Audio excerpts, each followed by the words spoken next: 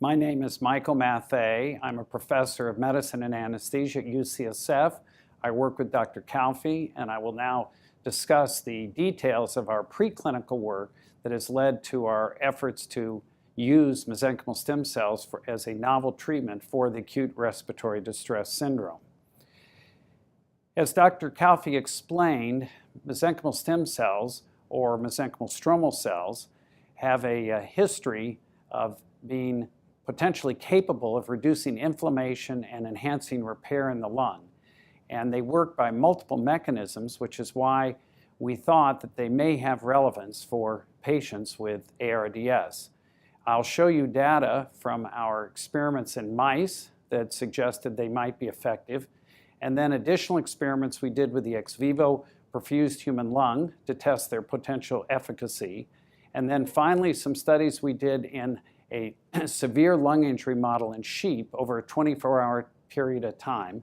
And then I'll describe to you the work we're doing now to test and translate these cells for therapy in patients with ARDS. Now, this slide you've already seen in terms of the injury to the lung that occurs in patients with ARDS, where there's an accumulation of protein-rich edema fluid in the air spaces that is accompanied by injury to the endothelium and the epithelium of the lung associated with a large number of inflammatory cells.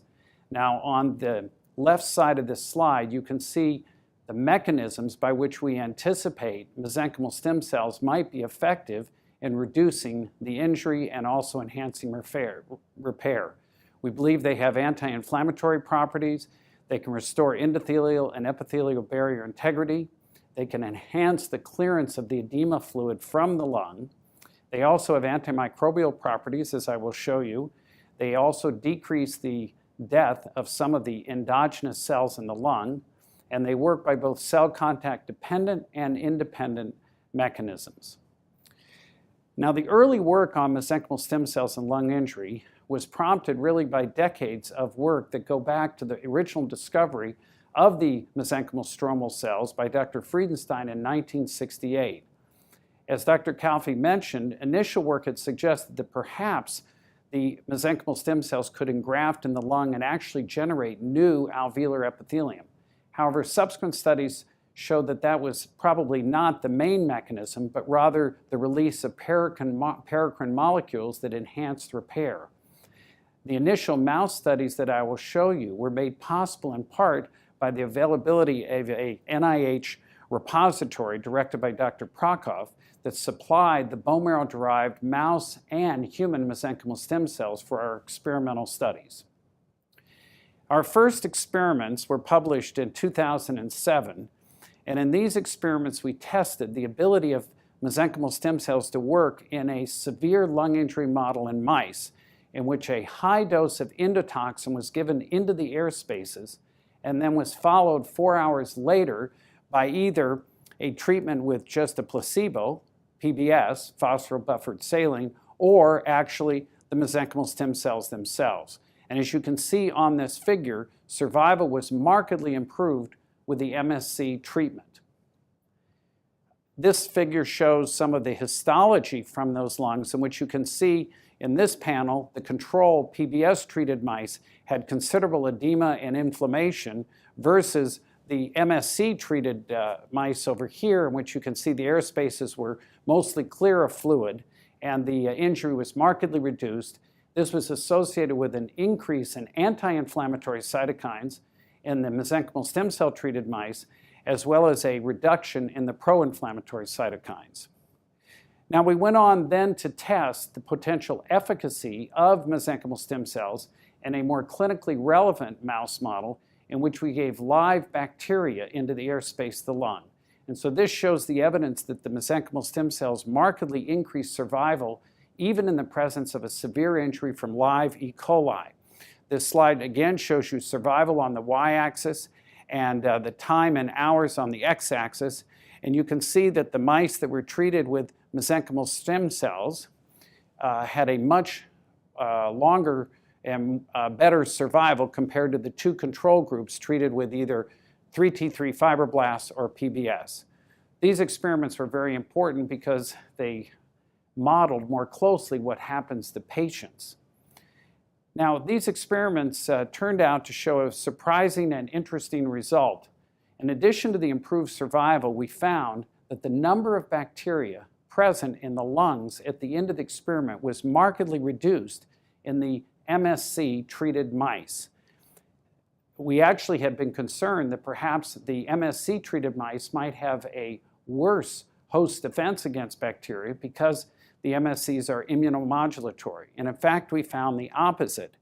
Interestingly, this was explained in part by the release of antimicrobial peptides by the MSCs themselves, which resulted in better bacterial killing in the MSC-treated mice. This slide shows the results of additional experiments we did to test the efficacy of mesenchymal stem cells in another model of infection in the mice. In this model, the infection was introduced directly into the abdomen, into the peritoneum, to simulate what may happen to patients when they have a perforated acute appendicitis or another acute abdominal emergency from infection. And in these experiments, you can see in green here that the mesenchymal stem cell treated mice had a much better survival compared to the controls with 3T3 fibroblasts or PBS. Now note that in these experiments, we gave human mesenchymal stem cells. And this is an interesting point because it turns out we learned that either mouse or human bone marrow-derived MSCs were equally effective in treating the lung injury that we produced in the mice.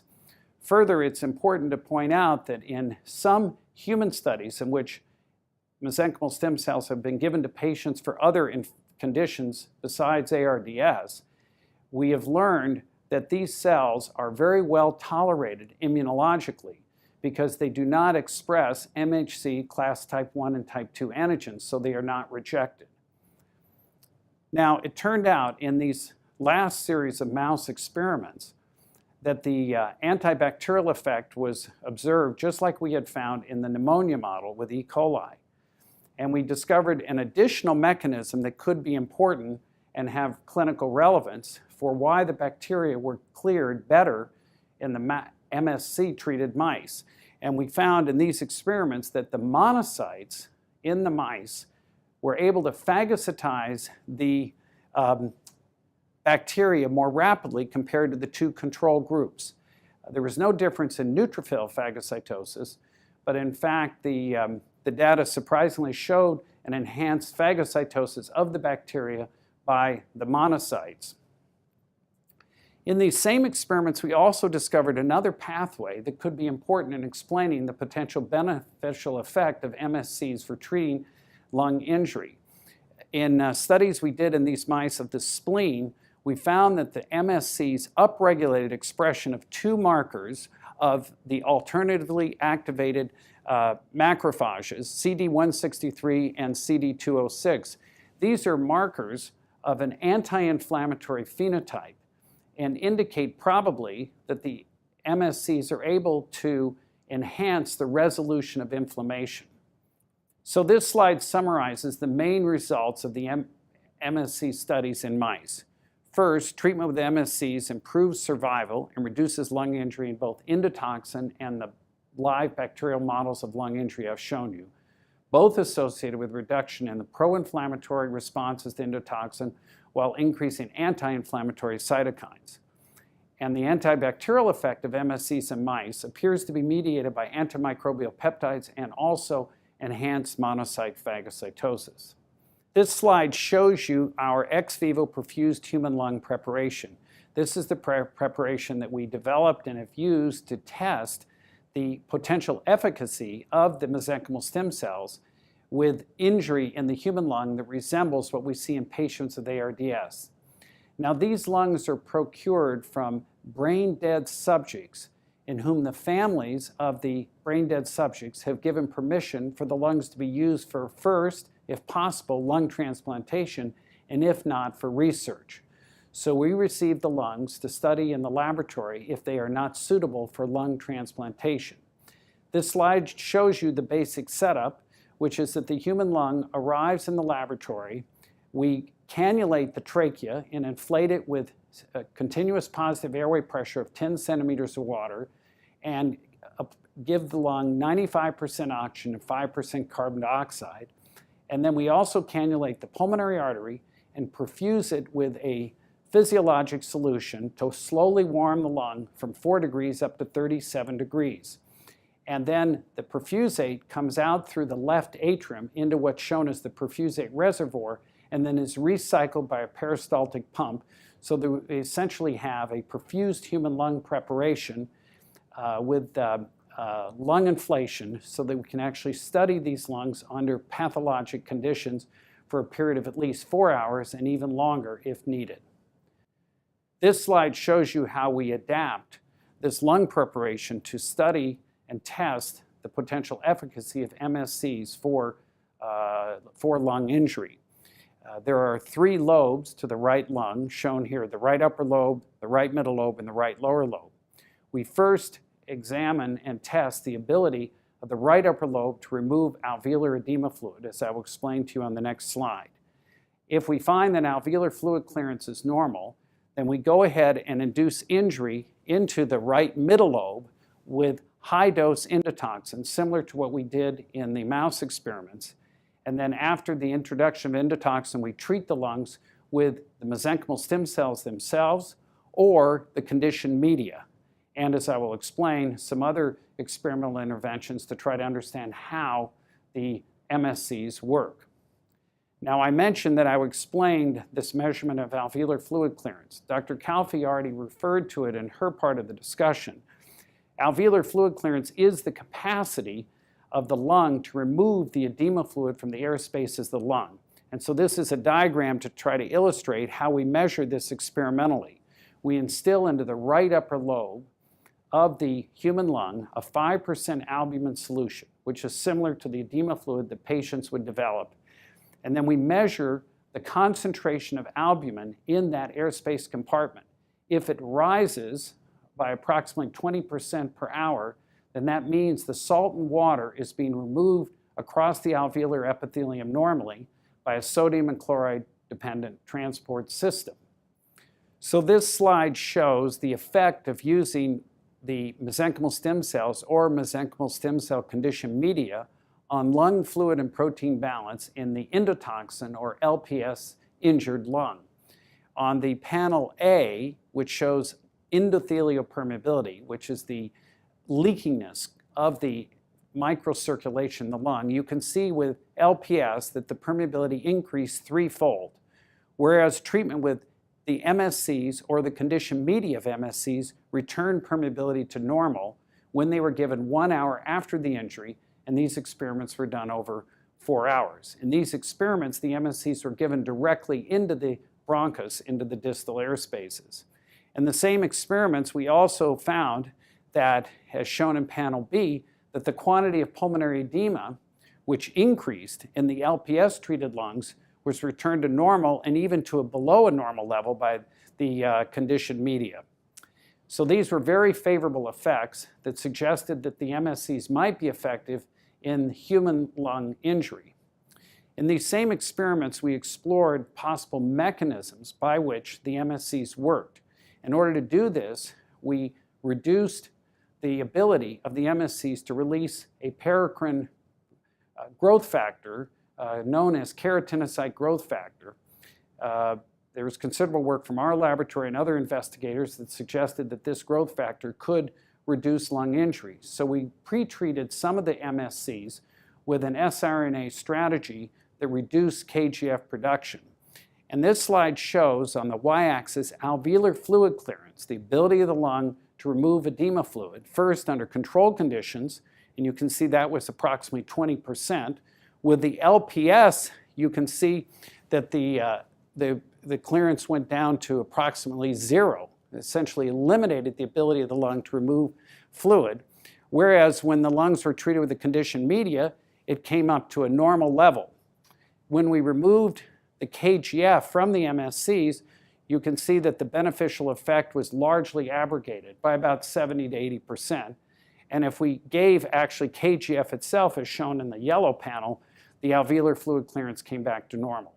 So this identified one paracrine factor that was important in explaining the beneficial effect of MSCs. Now, at this point in time, we began to think that it might be possible to translate this work to patients with lung injury, but we did not have a source of clinical grade mesenchymal stem cells until we fortunately found a program funded by the NIH at the University of Minnesota, the Production Assistance for Cellular Therapies program. And from this program, we were able to obtain clinical grade human bone marrow derived MSCs, all allogeneic, for all of our subsequent preclinical studies. So I'll show you now our work that tested the ability of these cells to treat lung injury in the human lung. So the overall hypothesis is shown on this slide, namely that the clinical grade cryo-preserved allogeneic human mesenchymal stem cells would decrease lung injury in the perfused human lung, much like I've shown you already, but this now is with the cell that we potentially would use in patients. And we tested whether the cells would restore alveolar fluid clearance after injury with endotoxin. And we also wanted to test if giving the cells by the intravenous route in the perfusate would be as effective as intratracheal instillation. And we also wanted to test if the MSCs would home to the site of injury in the airspace of the lung. So this slide shows you alveolar fluid clearance again on the y-axis and indicates that the cells we obtained from the University of Minnesota, the allogeneic human bone marrow-derived MSCs, were effective in restoring alveolar fluid clearance when they were given intratracheally or intravenously. And you can see the control cells, normal human lung fibroblasts, had no effect. So this was encouraging. And in fact, we also found in other studies that the cells, even when they were injected intravenously, did migrate to the air spaces of the lung from the circulation. We also measured in these experiments the ability of the cells to reduce pro-inflammatory cytokines. And in this slide, you can see that the levels of interleukin-1 beta and the levels of interleukin-8 were markedly reduced in the endotoxin-injured lungs, whether we gave the cells by the IT or the IV route. So then we went ahead and tested the ability of the MSCs to work in the human lung using live bacteria, as we had done in the mouse studies. And again, the hypothesis was that the cells might work to reduce lung injury even in the presence of high quantities of live bacteria. So in these experiments, we again gave the cells intratracheal or intravenous to test their respective efficacy. And again, this slide shows alveolar fluid clearance on the y-axis, and you can see that the E. coli reduced alveolar fluid clearance to about 80% of normal, whereas intratracheal or intravenous MSCs restored alveolar fluid clearance to about 2/3 of normal, and the normal human lung fibroblasts had a modest effect, but not as potent as the MSCs. We then studied also how the human MSCs worked in terms of reducing inflammation in the presence of live bacteria. And we found that, as shown on this slide, that the number of neutrophils, as graphed on the y-axis, was markedly increased, as would be expected with a high dose of E. coli bacteria, whereas the intratracheal intravenous MSCs reduced the number of neutrophils dramatically. Now, it's important to know that in this perfused human lung preparation, we perfused the lungs with a 5% albumin solution, but we also added fresh blood, approximately 125 mLs, from one of us in the laboratory. So the perfused human lung contained red blood cells, white blood cells, neutrophils, monocytes, and platelets. And that's why there is a vigorous response in terms of neutrophil recruitment with the presence of the bacteria, and yet a remarkable decrease in the number of neutrophils with the MSCs. This slide shows the histology and pathology from several of the human lung studies that we have done.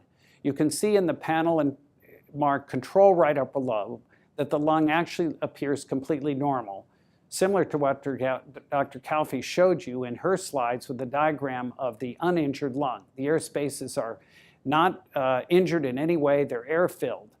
In contrast, in the E. coli pneumonia experiments, you can see that the lungs have inflammatory cells and excess fluid. When the lungs are treated with intratracheal normal human lung fibroblasts as a control, there was no effect whatsoever in terms of changing the degree of injury. In contrast, all three of the lower panels with intratracheal or 2 different doses of intravenous MSCs show that the degree of injury is markedly reduced and virtually returned to normal after 4 hours. Now, we also needed to study, as we did in the mice, the antibacterial effects of the mesenchymal stem cells. And on this slide, you can see that in fact, either intratracheal or intravenous MSCs reduce the absolute bacterial counts in the injured lung. E. coli, the number of E. coli in the alveolar fluid is shown on the y-axis, and you can see with intratracheal MSCs it was reduced dramatically, and then there was a dose-dependent decrease in the number of bacteria with intravenous MSCs, similar to the findings in the mouse. We also found in the human lung preparation that part of the mechanism for this beneficial effect, as had been the case in the mice, was enhanced phagocytosis of the bacteria by monocytes and alveolar macrophages. Now, this slide is designed to show you various paracrine pathways that seem to explain some of the beneficial effects of mesenchymal stem cells. I've already told you about KGF, and there are other paracrine molecules we and other investigators have studied, including, for example, angiopoietin-1, which is released in high quantities by the MSCs. There are other pathways that are important, for example, the release of interleukin-1 receptor antagonists, prostaglandins, and also, as I mentioned, antimicrobial peptides. So it seems that one major mechanism for benefit is by the release of paracrine molecules that reduce injury. Now, it also turns out that there are other studies from colleagues in the field that suggest that some of the beneficial effect may also occur by what we call cell contact dependent mechanisms. So in this slide, I'm showing you work from Dr. Bhattacharya's group at Columbia University, where he found that the mesenchymal stem cells, when given directly into the airspace of the lung, attached to the alveolar epithelium by connexin 43 dependent pathways and actually delivered mitochondria from the MSCs to the injured alveolar epithelium. And the injured alveolar epithelium appears to have injured mitochondria that do not perform normally. And the conclusion from his studies was that the mitochondrial transfer rescues the alveolar epithelium and allows it to function better by restoring ATP levels to a more normal level, allowing the cells to work more normally for fluid transport, surfactant release, and other barrier properties. So this slide is intended to show you that there are probably 2 major pathways of benefit. Those that I described in more detail, the paracrine pathways with release of molecules such as KGF, and then the cell contact dependent pathways. Now, our job at this point was to further test in a preclinical model whether these cells would actually be safe when we gave them to patients. And in order to accomplish this, we formed a collaboration with the University of Texas, Dr. Traber's group, and tested the mesenchymal stem cells in a well-developed model of severe lung injury in sheep. This is a 24-hour model in which the sheep were given hot cottonwood smoke when they were anesthetized, and then had high doses of Pseudomonas aeruginosa, a common clinical pathogen, instilled into both lungs. And then the sheep developed severe lung injury. They require mechanical ventilation and care just like a patient in the intensive care unit. And our first purpose here was to be sure that there were no safety issues when we gave these mesenchymal stem cells, again, the clinical grade cells from the University of Minnesota, to the sheep. This figure shows you cardiac output on the y-axis over time, over 24 hours. And you can see in yellow the control sheep treated with plasmolite 8 alone versus a lower dose and a higher dose of MSCs, lower dose in red and the higher dose in white. And this was 5 million cells per kilogram for the lower dose, 5 million cells per kilogram compared to 10 million cells per kilogram, the doses we anticipated we might use clinically. And what you see here is the cardiac output was not different over the 24 hours among the 3 groups. Similarly, we wanted to particularly test if there would be any adverse effects on the pulmonary circulation from giving these mesenchymal stem cells. We know from experimental studies that the MSCs largely collect and are trapped in the pulmonary circulation for several hours. they're slowly released from the lung over time, and their actual half-life in the body is probably limited to no more than 7 to 14 days. Now, in these experiments, we measured the pulmonary arterial pressure and we calculated pulmonary vascular resistance. And again, over 24 hours, you can see there was no difference among the three groups. So there were no safety issues, no indication that if we gave the MSCs into the acutely injured lung, that the sheep would become hemodynamically unstable. What about parameters of efficacy? Well, the most important one we follow clinically in patients is oxygenation. And this slide shows on the y-axis the PaO2-FiO2 ratio. This is a way in which we measure the degree of hypoxemia patients have. And what you can see is that all three groups had a dramatic decrease in their oxygenation over the first 12 hours. And you can focus right in here at 12 hours and see that all three groups have a PF ratio in the range of 100 to 200, which is very similar to what we see in patients with severe respiratory failure from ARDS. But note that the sheep that were treated with either the lower dose or the higher dose of HMSCs had a marked improvement in their PF ratio at the end of 24 hours. And whereas the control group continued to decline and ended up at a much lower level. So this was encouraging because it indicated the mesenchymal stem cells could improve oxygenation. In this model, the mesenchymal stem cells were given intravenously over 1 hour after the development of the lung injury. And finally, after the sheep were sacrificed, we measured the quantity of pulmonary edema in the lung in all three groups. And this is expressed as it was in those studies I showed you before on the human lung. On the y-axis is the wet to dry ratio. And please note that the sheep that were treated with the higher dose MSCs in the white bar had a significantly reduced quantity of pulmonary edema in the lung. So for this reason, our target dose for the clinical studies is to give patients the higher dose of 10 million cells per kilogram, because it appears on the basis of this large animal sheep model that it might be more effective than even the 5 million cells. Both of them improved oxygenation, but the higher dose reduced the quantity of pulmonary edema in 24 hours. So the conclusions from the sheep studies are summarized here.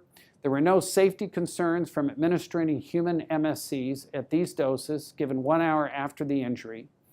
There was evidence of efficacy with significantly improved oxygenation with both the lower and the higher dose MSC treatments. Pulmonary edema was less with the higher dose MSCs. Thus, as I explained, the clinical trial for ARDS is designed to test the safety and efficacy of the higher dose of MSCs. So now, how do we proceed with testing the allogeneic human MSCs in patients with ARDS? Well, the translation objective all along has been to potentially test these bone marrow-derived allogeneic cells in a clinical trial of severe ARDS. We fortunately received funding for this trial from the NIH through the National Heart, Lung, and Blood Institute by a U01 mechanism. Our goal was to focus the trial on safety and respiratory efficacy endpoints, such as oxygenation and pulmonary dead space fraction. And we wanted to design the trial also to test potential biologic pathways of benefit by sampling the plasma and the airspace of the lung to see if, for example, anti-inflammatory and pro-inflammatory cytokines were changed as we found in the preclinical animal studies. This slide shows our plans for the phase 1 and phase 2 trial of human mesenchymal stem cells for severe ARDS. The target population will be those patients with severe ARDS as defined by a PF ratio less than 200. The rationale here is to treat patients with a higher predicted mortality in hopes that we can reduce their mortality. For the phase 1 trial, we will test the safety of giving 3 different doses of HMSCs, 1, 5, or 10 million cells per kilogram. If we are successful in demonstrating safety with the highest targeted dose of 10 million cells per kilogram, then we will proceed to the phase 2 trial. In the phase 2 trial, we would treat 60 patients. A primary goal of the phase 2 trial is still safety, but we will also be looking at specific efficacy endpoints In the phase 2 trial, there would be a 2-to-1 randomization in which we would treat 40 patients with the MSCs and 20 patients with placebo, and it would be double-blind. The next slide shows that in the phase 2 trial, safety, as I indicated, is still the primary objective, although we will have secondary endpoints designed to test for potential efficacy. And we'll accomplish this by measuring oxygenation, pulmonary dead space, the ventilator-free days, mortality, systemic organ failure, as well as biologic markers that may indicate that the MSCs are effective in patients. If all of this goes well and the phase 2 trial shows efficacy, then potentially we could go on to do a large pivotal phase 3 trial that would be designed to test the efficacy in a much larger number of patients. The next slide just summarizes much of what I've shown you, a roadmap for translation of human mesenchymal stem or stromal cells to clinical trials for ARDS. The work began in 2006, as I showed you, with mouse experiments, and then included the ex vivo perfused human lung experiments, some rat studies I did not show you, the sheep studies that I have shown you, and then considerable work to prepare a IND, which the FDA approved and gave us our IND in January 2013. The mechanism for support for the trial, as I mentioned, is the NIH U01 grant, and we have now started the phase 1 trial and in fact have enrolled 4 patients so far and anticipate needing to enroll 9 patients in the phase 1 to establish safety of the doses we proposed and then to move on to the phase 2 trial. So in conclusion, first, preclinical studies support the potential value of human MSCs to provide a novel effective therapy for severe ARDS. Future strategies may not be confined to the MSCs themselves, since paracrine products are important, as I've showed you, such as KGF, emphasizing the need to understand the cell contact dependent and independent mechanisms in all of the studies that we do and others are carrying out. The other caveat here is that although animal models are essential to test new therapies for lung injury, it is difficult to model ARDS in the animal setting because it is a complex syndrome that includes multiple comorbidities. Patients often have liver disease, diabetes, variable degrees of alcohol exposure, cigarette smoke exposure, and then there's several process of care variables that can influence the clinical outcomes, including how the patient is mechanically ventilated, fluid therapy, and vasopressors and sedatives. Dr. Calfee discussed in particular the importance of mechanical ventilation and fluid therapy, and we're of course designing our current trial to standardize those in the patients in the trial. Thus, we believe that human trials are needed to test safety and efficacy and to learn more about the mechanisms of how MSCs work in patients, findings that might be of value potentially in even considering MSCs for the treatment of other lung diseases. I want to acknowledge the contributions of several investigators who have made this work possible, in particular Dr. Jae-Woo Lee, Associate Professor at UCSF, who carried out the ex vivo human lung experiments, Dr. McKenna at the University of Minnesota. He and his group have provided the clinical grade MSCs. Dr. Gupta, who is now at the Scripps Institute, did some of the initial work in mice. Anna Krasnodemskaya also did some of the critical mouse work. Dr. Traber was a crucial collaborator at the University of Texas. And at UCSF, Dr. Kathleen Liu, Carolyn Calfee, who you've already heard today, and Dr. Jenny Wilson have made major contributions to organizing this trial and carrying it out. And of course, we're grateful to the National Heart, Lung, and Blood Institute for supporting the work.